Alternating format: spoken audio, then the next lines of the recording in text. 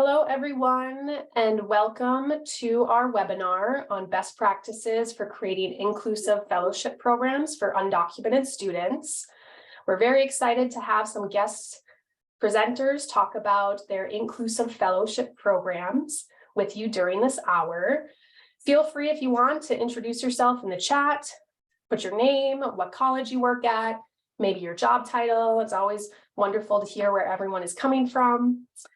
And a few agenda items before we begin. We will have 4 guest speakers discuss their inclusive fellowship programs from Dominican University, Texas A&M San Antonio, and John Jay College of Criminal Justice. At the end, I will also briefly mention one of our new initiatives, the TheDream.Us Experiential Fellowship Program. But first, a few reminders from one of my colleagues, Chris.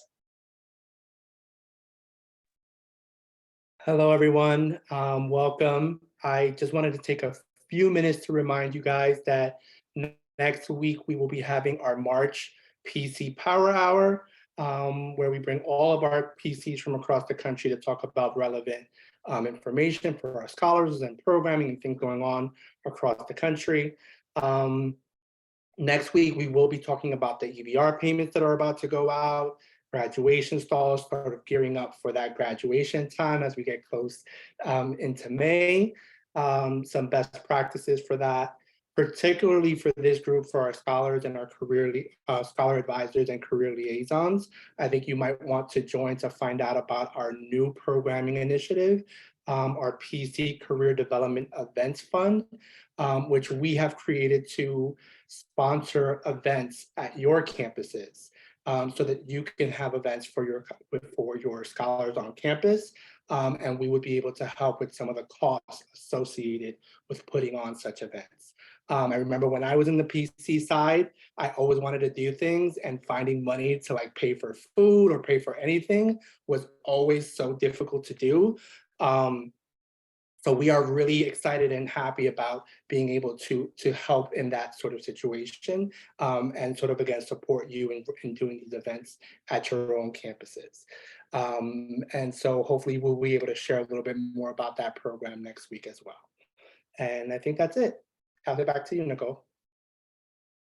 Great, thank you so much, Chris. We look forward to seeing hopefully everyone at next week's PC Power Hour, especially to hear about some of our continued new initiatives with the PC Career Development Events Fund.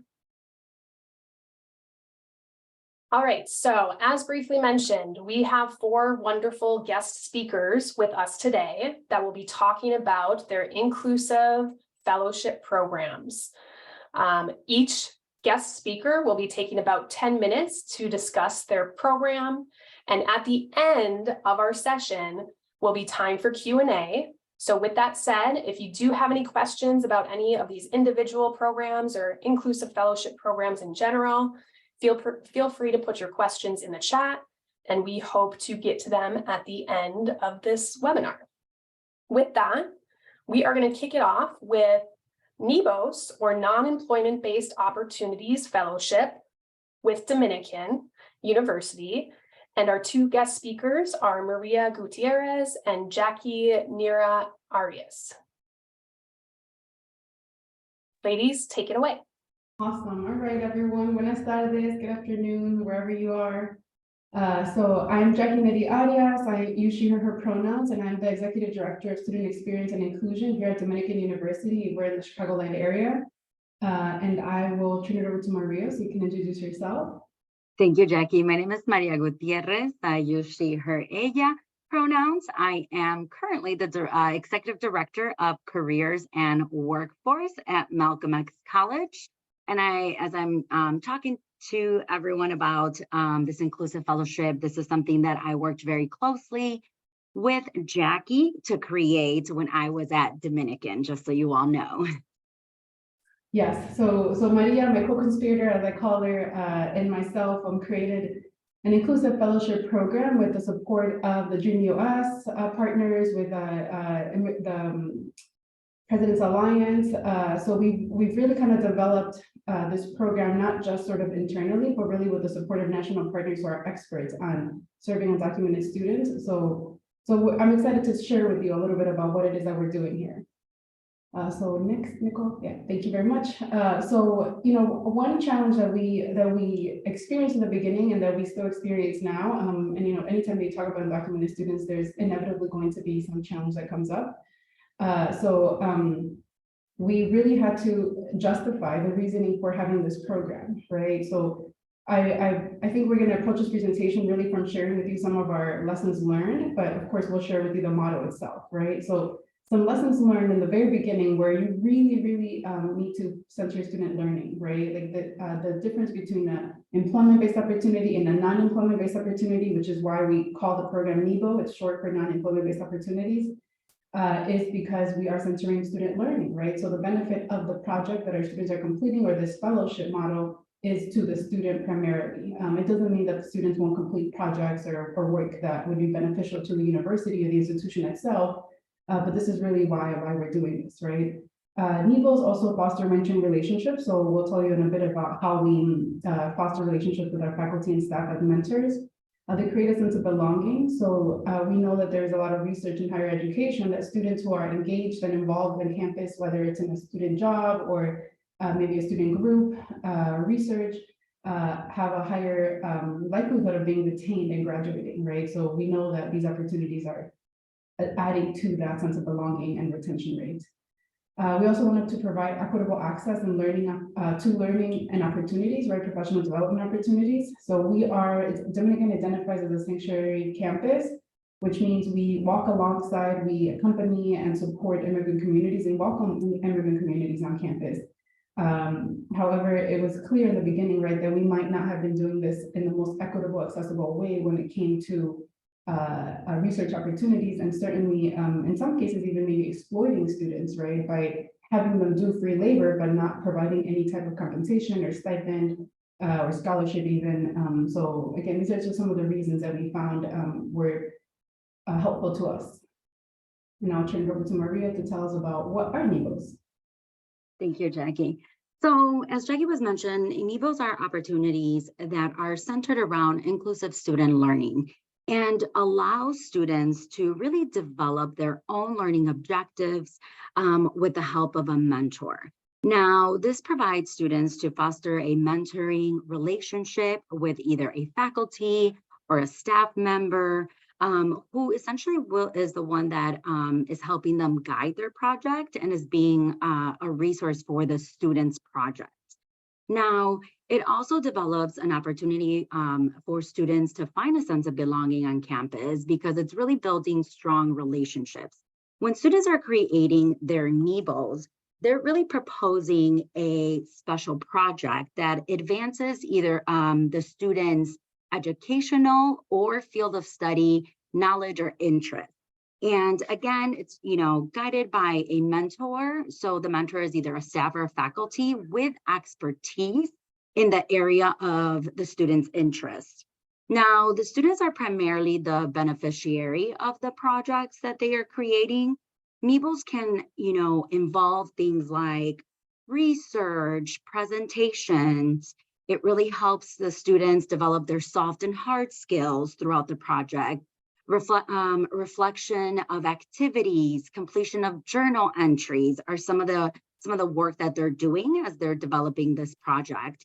One of the things that we were really big on was that students really presented their finding right at the end of their NEBO. So whether it was in a workshop setting for a class presentation, we had a few students do it for our research conference at Dominican University. So that is really what NEBOs essentially is. It's really just a project-based opportunity, and it's all led by the student and just with the mentorship of a staff or faculty member. Another question that we get a lot is where does funding come from, right? So how are we funding, how are we paying students the stipends or awarding students stipends? So at least at our campus, that isn't one pot of money. I think it's easy to think that there's just one pot of money where this needs to come from. And realistically, we really kind of propose that it's not just one office or one department or one big pot of money. So we believe that the funding needs to be institutionalized, right? So the one way that we have found to do that is by having departments use their own budget, so allocate in their own budgets a NEBO line, just like you might do for a project or for student work or for, you know, activities, etc. We think that the way to institutionalize our sanctuary covenant to really kind of live out these practices are to also allocate it in your budget, right? So we really invite our departments, our partners in different departments to allocate a part of their budget for this. So that's where the funding comes from for the majority of the NEBOs from individual department budgets. But we also have some external grants and payments. So we have some grants that we've had for a long time, and we've sort of reallocated for NEBOs, but we're also exploring the chance of applying to new grants that can be used for NEBOs. And of course, Parker Dewey, we're not going to talk too much about our partnership with Parker Dewey in this presentation, but we also have sort of a model that we're developing in which we work with actually TheDream.Us and with Parker Dewey. So those are more employment-based opportunities, so it requires slightly different things. Okay, next, please. Thank you. So eligibility criteria. The NEBO fellowship model is open to all full-time students. So any student at Dominican can do it regardless of immigration background. They do not require an ITIN number or a social security number because again, the funding is it's considered an award or fellowship, so it goes directly to the student account. So there is no need to treat it as employment. And faculty and staff, this is also something that's open to all faculty and staff as mentors, right? So on the mentor side. We included expectations of both the scholar and the mentor, because again, we really see this as kind of a partnership for both the student and the mentor, right? They're both learning mutually, supporting each other mutually, although of course the faculty or staff mentor is the expert in the area. The benefit is of the learning is to the student, but the student might also be completing a project that is helpful to that department or mentor. So the student has to find a mentor. Sometimes they do that on their own, just naturally by taking a class with someone or maybe a student group advisor, but they might also do that with support from the coordinator. So currently I serve as a NEBO coordinator, as Maria said. She is no longer at Dominican, so when she used to be here with us, she served in that role. But we're sort of still exploring what that might look like in the transition period. And of course, again, the student designs a project with a mentor, they complete and present the project either at a conference, on campus, off campus. We've also had students who are exploring those opportunities. And on the mentor side, they support the student by completing the application with them. So you'll see our application in a little bit, which I think is a really unique way to propose these projects where both the mentor and the student are expected to kind of create it together. And of course, the mentor should also secure the funding or work with me as a coordinator to secure funding from, the many pots of money that there are for NEBOs. And, of course, provide resource, time, training, space, whatever the material needed to complete that NEBO. Now back to Maria. So we knew we were going to have two types of students as they were applying for NEBO. Students that may have already have an idea of what the project would look like and be able to identify a mentor. So if we had a student that already had an idea of a project and had identified a mentor, we had this application. Now, when we created this application, it was, to make sure that the student would fill it out with the faculty member, right? And the reason for it is because it would really set expectations for both the student and the mentor. They would be able to talk about, responsibilities, maybe some outcomes that they wanted to accomplish. And also it was really like an accountability piece for, again, both mentors and the student. Now with this, it was really about just identifying a topic for the student. We really didn't want it to be so just kind of like set in stone. It was more of a, let's identify a topic. And then as the student is doing their research with the mentor, there would be flexibility for the topic, to be able to change as they were solidifying like what it is that they wanted to research, right? So the topic was always really flexible, but we needed to have an idea of what the topic was. It also provided the students with understanding of what the stipend would look like as well. And the application was done via a DocuSign. So again, for the purpose of the student and the mentor to be able to work on it together. Then if we could get to the next slide, we also knew that we were going to have freshmen and sophomores, perhaps, you know, some juniors and seniors, but that may not be really knowing what topic can I explore or what does a topic look like. So what we did was we designed sessions, to design thinking sessions where, you know, the students would come to the session, you know, and were able to together work on a topic. So the Career Development Office would have prepped some guided questions for the students to help them develop their topic, and they would work as a group as well. And I think like that would also kind of ease some of that tension of, oh, I have to come up with a topic right now. And we really made it fun for the student to interact. We had these poster boards, these little Post-its where we would ask them questions. We started to categorize things, themes, and that's how the student would really be able to come up with their topic. By the time that the sessions were over, they were about 45-minute sessions. The students would at least come out of the session with 2 to 3 topics, and then a couple, like again, 1 or 2 mentors that could help guide their NEBO project. Okay, so Maria, just FYI for us, we got 2 minutes left, so we're going to get through these next slides pretty quickly. So the compensation piece, again, like I said, we really wanted to make sure that students were not being exploited by doing free labor. We know that undocumented immigrant communities are often exploited in the labor market, right, in many different ways, including higher education. So our compensation piece or awards look very similar to other student jobs, about $15 per hour. And usually the stipend goes to the student account directly. We do verify with the financial aid office first that a student has space in their financial aid package, right? So that to receive an additional award. So at least at our university, the motto is that a student's financial aid award cannot go above cost of attendance. The majority of our students, the vast majority of them, have space in their cost of attendance to receive additional funding, whether scholarships, fellowships, grants, etc. So that has not been a huge issue, although again, that's something to verify at your institutions. You can go to the next slide.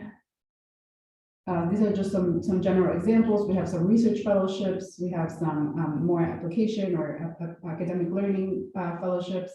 And the NEBO award amount varies as well based on the scope of the project, right? The hours spent on it, the year that the student is in, right? Their ability to kind of lead their own project versus having more support from the mentor. Next slide. So just some quick lessons learned. Again, we really learned this lesson early on. We need to educate. We need to gather buy-in from key stakeholders. And even now we're experiencing that sometimes people change their mind and they might not see, value in a particular idea. So it's really important that you gain some of that support from the national partners that are experts in this work, so that if you experience any type of tension or pushback, they are able to say, like, listen, this is an inclusive practice used all across institutions, right? Whether it's our type of institution or other types. This is really something that we need to do, right?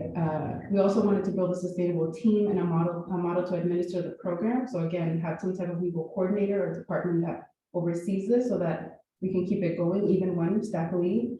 Center student learning and remain, this is Maria alluded to this, we need to remain flexible and sensitive to student trauma, right? They might have experienced trauma in the past when it came to student work.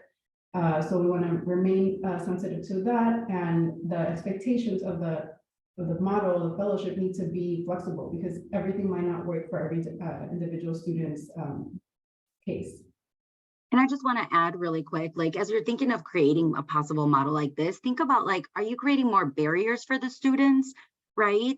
If you're adding it, if you're making it a credit-based opportunity versus like a non-credit-based opportunity.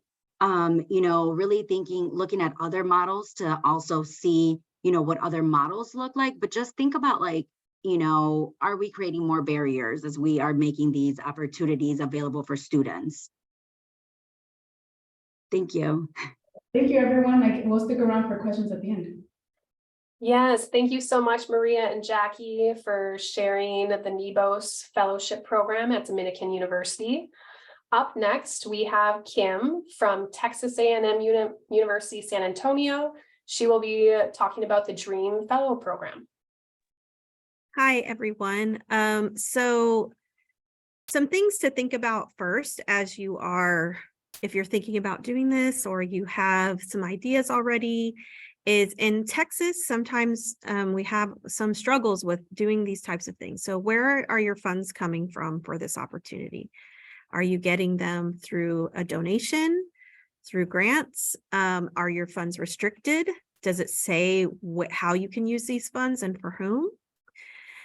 Make sure you get to know your bursar's office because they may be helping you in getting these funds distributed to students, and then also with your financial aid office.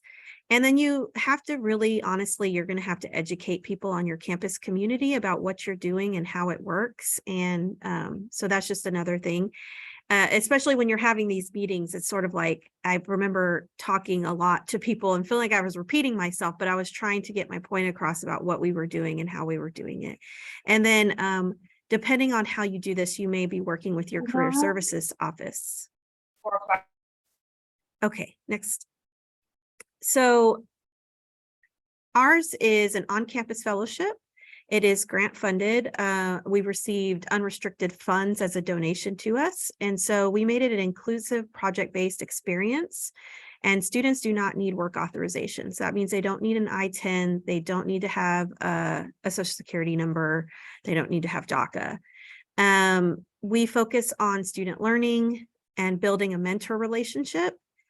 Also creates a sense of belonging on our campus. What we were hearing before we created this from students was, I'd like to, basically I'd like to have a job on campus, right? I'd like to do what other students are doing, and I can't do that. And so I want somehow to feel like other students. And so helping them have that sense of belonging, and then having access to learning and opportunities that our students have access to. All right, next slide. So for us, what is it? It's project-based learning. So we're very clear about that in our application process. We're very clear about that in the instructions on what you will be doing. It's typically a one-semester opportunity. It can be multiple if we have funds and you want to continue and apply, and maybe you're not done with your project and you'd like to keep going. It's student-led. The student decides what project they're going to do and how they're going to do it and how they're going to complete it in that semester. They do get to select their mentor that helps guide the project, and then they usually have to complete a certain number of hours in the semester. So for us, it's 150 hours. And then they should be presenting their findings in a final paper to us, a reflective paper just about their experience, what they learned, what was that experience like? Next slide. So how do they apply for it? It is an application process. I'm going to show you that in a minute. They have a project proposal, so they're going to tell us what it is they plan to do, who's going to be their mentor, and how's that mentor going to support them. And it is open to all undocumented and documented students. So this is not an opportunity that's open to our entire campus. This is specifically designed for undocumented and documented students on our campus. And because those funds were actually granted to us to work with this specific population. So that's the reason that it's done this way. We do have an inclusive program for underpaid or unpaid internship opportunities, but that comes out of our Career Center. So students do have to apply for this opportunity. There's an application, there's their proposal, and then who's going to be their mentor. The next slide is probably yes. So this is the application. It's pretty detailed because we want the student to understand how much they're going to get, how long is it going to be for? Who is going to be your mentor? How many hours? What is the paper? So it is a lot of information on the slide. I'm sorry, and it probably might look small to you, but I could always email this out later if anybody wants it. So it also details out like how you're going to get your funds and what our eligibility is for this. So you do have to be in good standing at the university, be able to come on campus, meet us on meetings, be eligible, like you have a major that you've declared. And then we do tell them that they could repeat this fellowship if possible, meaning if they would like to do something else after they finish, or I had a student not finish their project, and so we took it into September so the student could do their project. And then I think the next slide is the application. So that what you saw before was sort of the description of the fellowship and all the requirements of it. And then this is the actual application, which is really easy. They just fill it out and then they attach their proposal and then their current resume. So that part is not too difficult, but the previous part is what we send them so that they understand exactly how much goes into the project. Next slide. So the student submits the application and the project proposal by the stated deadline on the paperwork. And then we have a group that reviews the applications and project proposals and then selects, probably 5 or 6 students that will get the fellowship. The student is informed whether or not they are selected. And if they're not, we kind of go over what might have, been a little needed work in their application process. A mentor and the supervisor will have their initial meeting and then have biweekly meetings to follow up on their progress. And then they submit a final paper or final project of their experience by the deadline that's in their paperwork. Next slide. A lot of times we get asked, well, how does the student get paid? Well, ours is a fellowship, so we can treat it like a scholarship, but this is why I said work with your bursar's office. I worked with our bursar's office and financial aid office to have 3 stipend payments to the student. So if they get $1,500, for example, if that's their fellowship, then they would get $500 3 times in that semester. And we try to put that in their paperwork so they know exactly when these funds are being deposited. So for example, in fall 22, students were getting their funds on 9/1, 10/3, and 11/1. So they knew when their funds were coming and they were getting them throughout the semester. Some places that we talked to when we set up this fellowship, and we set up the fellowship in 2020, they were paying the students upfront immediately, and we were trying to think of a way for it to sort of mimic a paycheck, right? If the student does not have a bank account, then they will be paid by check. If they have a bank account and they get their financial aid refunds through direct deposit, then they will get the direct deposit into their bank account on those days that we listed. And we work with financial aid to have those payments come out automatically to them. Next slide. Oh, these are 2 examples. So the first example is we had what we called enrollment guide fellows, and these were students that were helping our incoming Dream scholars. And so what they do is that, like, for example, I'll give you an example of what they did this fall, this past fall. No, fall and into spring. These enrollment guides were calling all of the students that applied for TheDream.Us, for example, and they walking them through like what they're missing, what they need. But in the summer, when we had this enrollment guide fellowship, we had them reaching out to the students who had accepted the scholarship and, just walking them through, like if they had applied for TASFA, which is state financial aid in the state of Texas, if they had, taken their standardized, we have an exam that every student has to take in the state of Texas. Had they done that yet? Had they, just the little steps that they don't necessarily know about. And so we would have our enrollment guides working with them through that throughout the summer. And then the culminating event was attending our orientation for our Dream.Us scholars. And we invite family and the students, and they get to come to campus and interact with each other before the semester starts. A second project that one of the fellows put on was to have more engagement with the students. That was one of the concerns, like, hey, we're not engaging enough with each other. So they held 3 different events in the fall, this past fall semester. What was good about it is they sort of learned, like, how do I reserve a room? How do I get food for an event? How do I advertise and on social media, you know, just different things like that. And their culminating event was a holiday party for all of our scholars in December 2022. And we had like 40 students come from our scholars, which for us is a really good number in after the pandemic.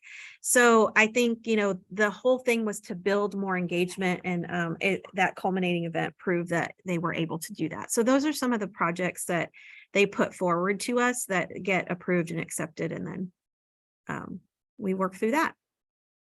I think that's my last slide. Yes, it is, Kim, and thank you so much for presenting and creating that inclusive fellowship opportunity for undocumented students at your campus. Our last guest presenter is Denise from John Jay College.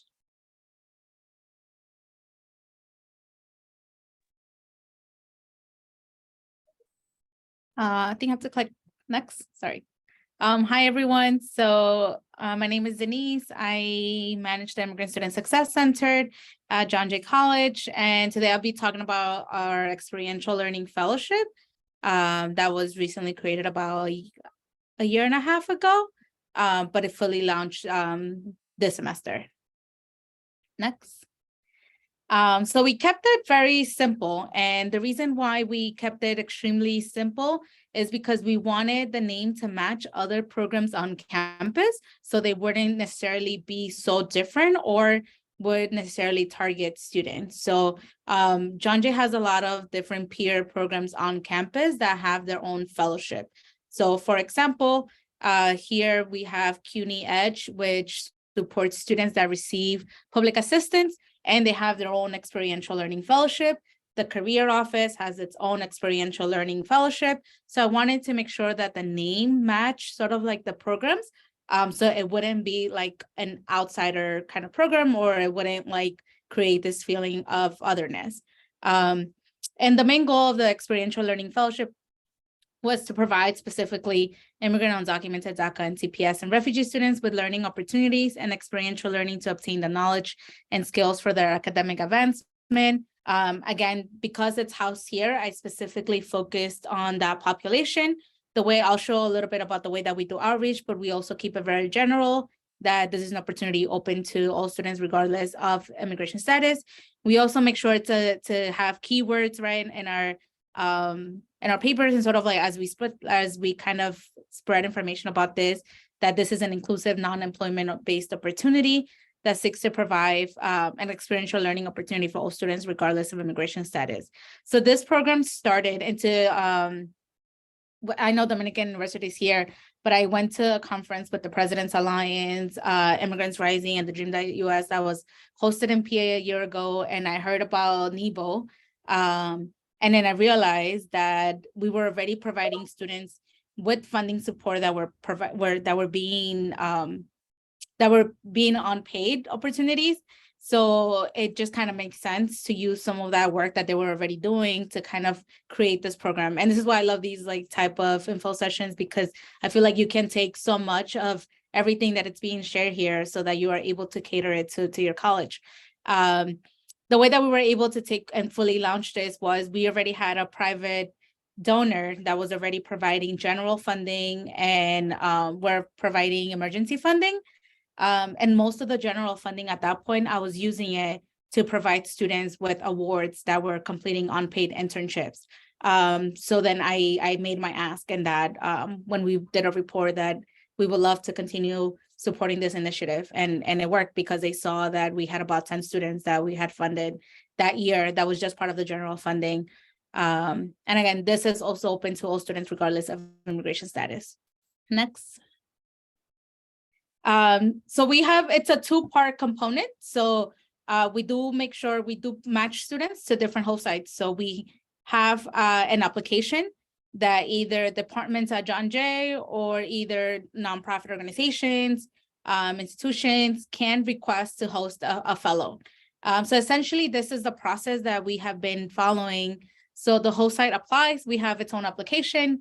We ask them very basic questions, and I know I shared the one pager that also has access to like the links of our application, so that like you can look at it.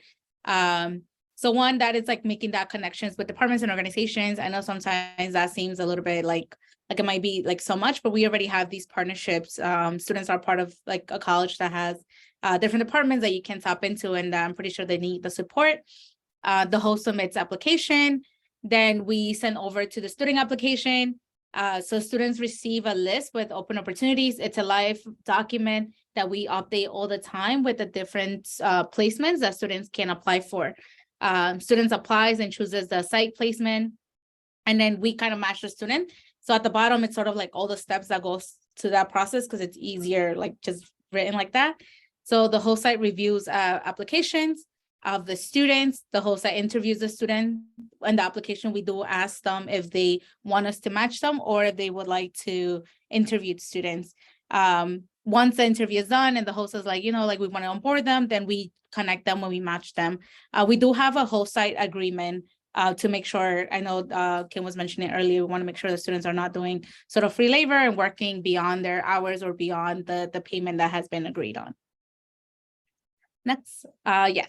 So this is like a sample agreement, includes description of the fellowship, right? Like what is of host site's expectations. So we do have expectations that they have to meet, student expectations, our commitments, length of fellowship, and agreed weekly hours. So this is also sort of like newer that we started implementing it this semester because we realized that for a lot of the students that were being placed, we wanted to make sure that there was like right oversight and that there was also an agreement between the host site and the student about how long they were gonna be in that site.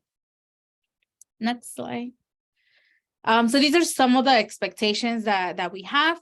Right. We also want to make sure that it's a meaningful educational experience for the students. So we make sure that we are very clear with sort of these expectations. So to provide proper training, leadership, and mentorship to ensure students have a meaningful learning experience, create an educational project, whatever that looks like, and according to what the host site is.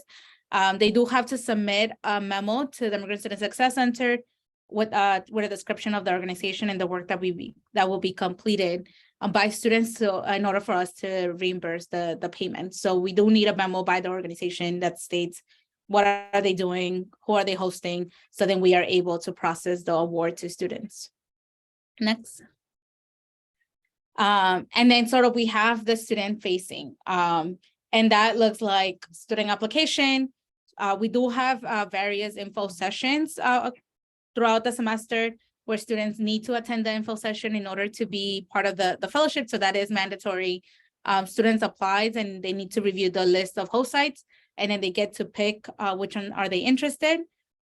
We match the student, so that means we share the student application to the host site. Once selected, we match the student and we make that connection. And then we pay the student, right? So what does that look like here at John Jay? CUNY does have a memo that states that private funding is available to undocumented students. So we make sure that at John Jay, there's a resolution that has already been implemented, and it has been implemented for the past 4 years, in which our foundation is able to award students regardless of immigration status. But that looks very differently, and that has changed throughout those 4 years. So the amount varies depending on length or nature of the project. This was also an idea that was taken by NEBO, which I really like, that it was kind of based on that, depending on how much students will get. Also, to make it sort of fair and to keep a max amount is of $4K. Our foundation waives the W-9 only for students that don't have a social security number or an I-10. If a student does have a social security number or an I-10, they need to submit the W-9. And then after the students receive their check. Oh, sorry, I put 1-9, but it's W-9. Sorry, you can go next. So then we also have expectations for the students, and that is create a schedule based on the availability of the host sites, commit to working 10 hours a week or 4 months. That also varies. The 10 hours also varies depending on the student. Again, these are just sort of like some key expectations, but it is flexible. Like we wanted to make sure that it worked for students. If any issues arise, communicate with your host site supervisor as the fellowship coordinator. and submit a memo on experience or any work produced by the end of the fellowship. That is something that at the moment, a lot of the students are still in the host site, so we haven't fully we haven't fully collected some of these kind of memos or experiences or kind of like links for them to show us what they were working on. But that is something that we will be expecting by the end of the semester. Next. We did make this fellowship very flexible, even with the language, even with the application. And the reason why we did it is because we wanted to make sure that this worked. So just to give also, these are just some examples, but I'll go into them in a while. We wanted to make sure that students were also able to participate at peer programs, that students were able to, especially students that were completing an internship class, that they will be able to be placed at any unpaid internship, but that they will still be able to get paid. So we make sure that it was very like broad, to be able to kind of like be able to catch some of those like gaps that I know sometimes they come up as you're working with students, because not one student, it's one individual case. So I know, for example, John Jay has a lot of peer mentor programs where students were completing and they were being mentors, but they were not getting paid, right? So we wanted to make sure that then they will be able to fall and whatever peer mentoring program, they will be able to apply to be a host site, and will be able to give students and pay for the work that they were doing. So this is why it's very flexible in language and all. So these are just some examples of what students have completed so far. So for example, one of them has been a community affairs fellow with New York State Senator Rivera. Student has developed a data collection on multiple CBOs, faith organizations, healthcare providers within the senator's district after redistricting. Advocacy fellow with the Brave House. So the student has developed key strategies to connect the Brave House members with resources across New York City and New York State. I know they have a really cool app that the student has been able to add resources there as kind of like on the go. So that's actually been really nice to see. There's also students here in departments at John Jay with the Student Activities Association. So this student is providing support within the Human Resources Administration, and the student is specifically interested in like nonprofit organizations. So it like went along with it, with what they were interested in. So these are just some. I know here I was hearing other like experiences with other fellowships. Here at the center, we also have another different fellowship, and we also have it's a college to access. It's a high school to college access fellowship in which we place students at different high schools to support undocumented and immigrant students with the college access process. And we also have a social media and a community outreach fellow at the center to provide support. I think this is my last one. Oh, no. So this is just an example of our flyer. Our social media fellow created this, right? So we make sure that we're the same so that we can have some sort of like marketing. So the hosts, they get like a flyer that's like become a host. So that's what we send out to different departments, different organizations that want to learn more about the fellowship and how they can host a fellow. And then the student is the student side facing application where we tell them exactly everything they need to know. But again, they do need to attend an info session in order to participate. And that's my last slide. Yeah. Well, thank you, Denise, Jackie, Maria, and Kim for presenting on your inclusive fellowship programs. They're sticking around to Q&A. So if you have any questions, I saw some in the chat, feel free to type them in. But before we get to the Q&A, I want to briefly talk about our new initiative, the TheDream.Us Experiential Fellowship Program. So if you've been, or if you were listening to any of our guest presenters and thinking to yourself, hey, I want a similar type inclusive fellowship program at our institution for our scholars, you can have the chance to do so and receive funding from the TheDream.Us through our experiential fellowship program.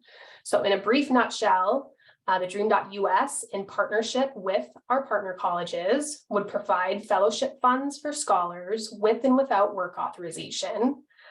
Our partner colleges are responsible for creating, managing, running all aspects of the fellowship program and making sure that the program that's created abides by our program guidelines. We are asked that each PC have 2 program point of contacts that understand the fellowship program and can promote it out to scholars and/or organizations.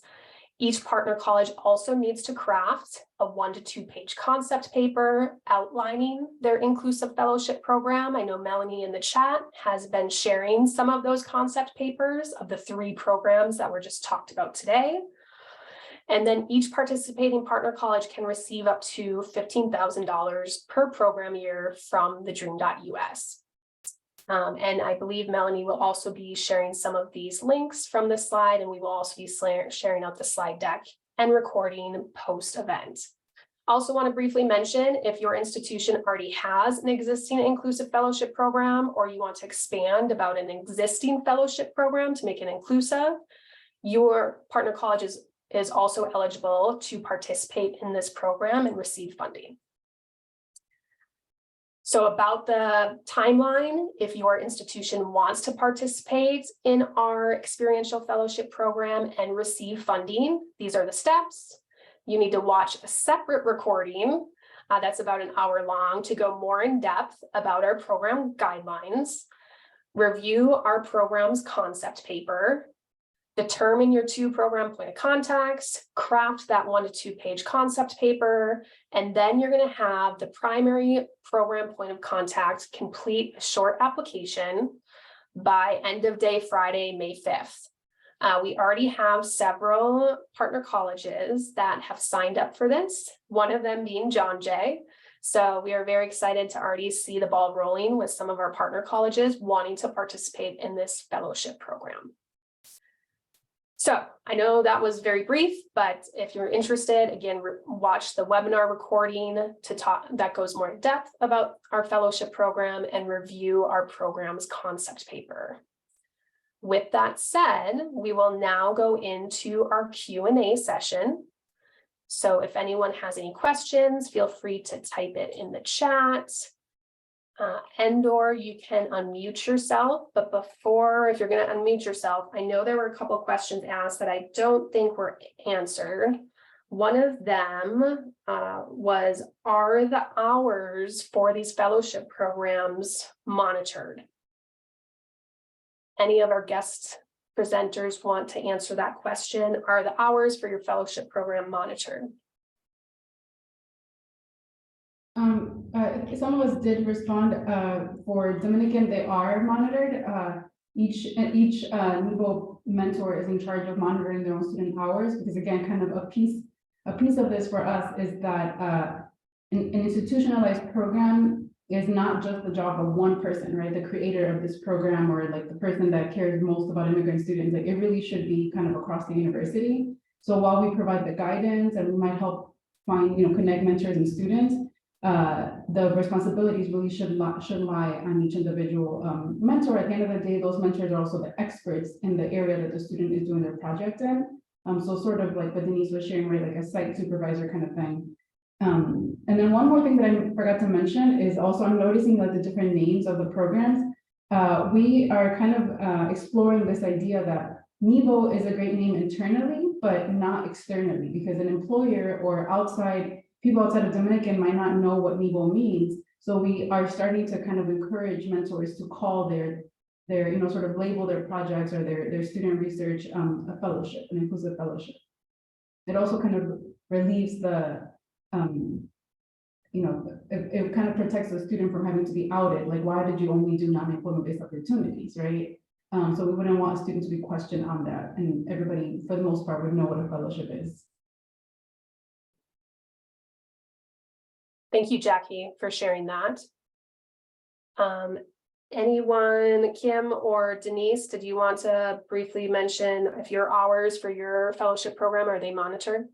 Yeah, they're not like specifically by us. So that's sort of like, through this program, I was able to also get asked for a college assistant to help me kind of manage this program. But I know they check in with the student just like occasionally.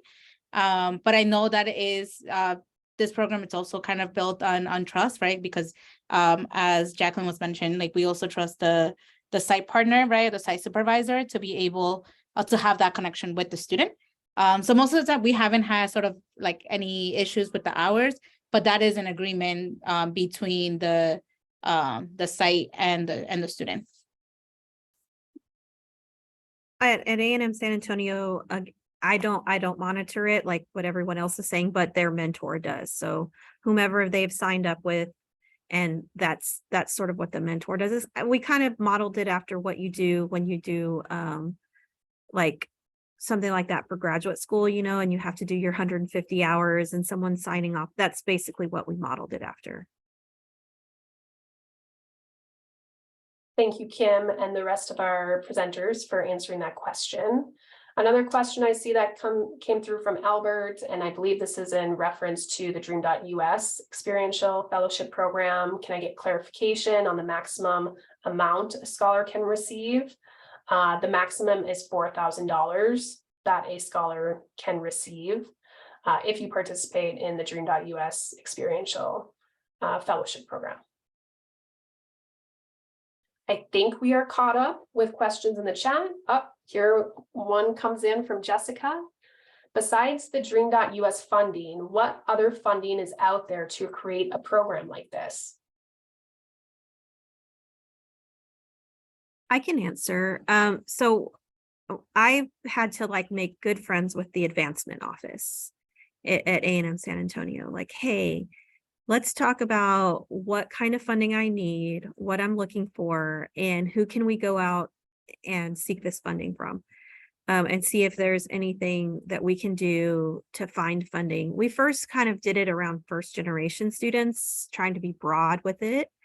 Another thing too is I just started getting involved in our community heavily. In San Antonio, we have a group that meets, and it's university, K through 12, college, and community partners that support Dreamers in San Antonio. So we meet pretty regularly. And I think through those kinds of connections, you can also find funding. So I think it's just realizing it's hard sometimes to get like funding for this kind of effort through your university, but if you can get it through donations or different things like that, that's one way to try and start a program like this. At least in Texas, we are not able to use our tuition and fees funding or anything like that for Dreamers. Yeah, I think that's a great point, Kim, that Dominican is a private institution, and Illinois is a much more immigrant-friendly state overall. So, like, for example, our students can receive state aid regardless of immigration status. So that's like very unique to some states. Our NEBO funding does not come from the state, but the majority of it has been just institutional funds that we can allocate because we're private. But some of it, again, has come from external grants. So one suggestion that I have is looking into religious institutions. So many times, if you're religiously affiliated, sometimes the order that kind of oversees your institution or has an affiliation with it will have grants and funds that are to promote student success, student retention, right? Things like that. So you can absolutely make a case for this is to support, the XYZ student population. Something I wanted to share too, that it's one of the things that can be helpful too, even starting with like the Dream.Us funding, it can be that you can do like a showcase. It gives the opportunity to show why these type of programs are like extremely needed, right? So showcasing students' work that they have done, and uplifting that. So then it becomes sort of part of like the college identity, like, yeah, like we did this, right? So now it's like, it just kind of opens the window to say like, but we have a lot more students that didn't qualify for this. Can we like try to see? But yeah, I also agree with Kim, working with the career office or similar. I know for the fellowship, like building those relationships also can be tough, right? But I think it's helpful. And sometimes the way that I think about it is like, I'm building these relationships for the students. So one of the things that the career office, like I just hit them up occasionally and I'm like, hey, like you got any metro cards for the students in the fellowship? So even like just seeking for like those alternative kind of like resources, since essentially we're all supposed to kind of be supporting all the same students. Thank you all for answering that question. Are there any other questions? Feel free to type them in the chat or unmute yourself.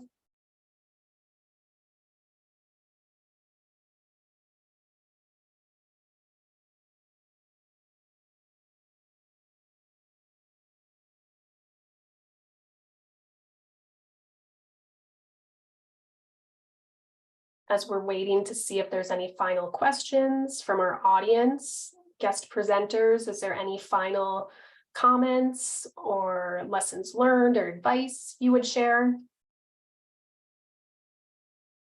I think the first thing that comes to my mind is that, often the people who are doing, and even just, sort of making some assumptions about my co-presenters, sometimes the people that do this work tend to be not only maybe were personally affected, maybe you were an immigrant yourself, or somebody in your family was, or just experiencing trauma from being like women of color in higher education. So just, really be good partners and also protect yourself, because this, this work, at least for myself and Maria, we bonded over how we experienced trauma over having to support students who were kind of ignored historically, right? So that's really just, one piece of advice, like gain some allies, gain some friends, and then also just protect your own sanity through this.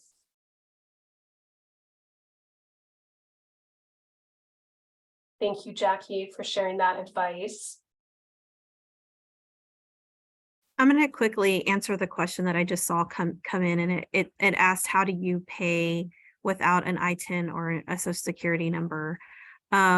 This is treated at A&M San Antonio, it's treated as a fellowship, which is like a scholarship.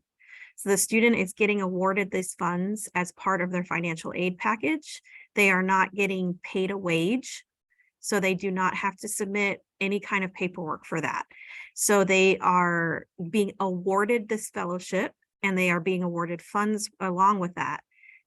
That's why some institutions will just pay the money up front right away, because it's like a scholarship. But if you're able to work with like your bursar's office or your financial aid office, they might be able to pay it like in increments if that is something you want to try and do. Thanks, Kim, for answering that question. We have time for one last question. Do you collect timesheets or some kind of way to show that hours were completed?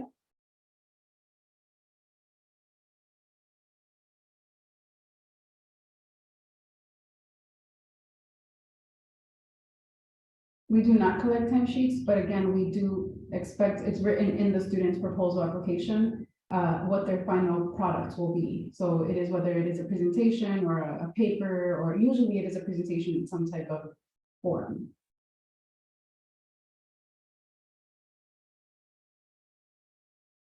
Thanks, Jackie. Well, thank you to our presenters as well as to our audience members for your time today. I really loved what Denise said about she learned about NEBOs and other inclusive fellowship programs by attending a conference and thought, hey, we can do that at ours. And that's how Denise created their inclusive fellowship.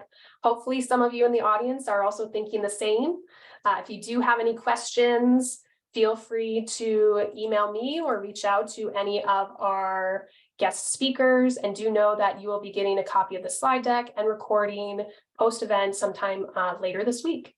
Thank you, everyone, and enjoy the rest of your week.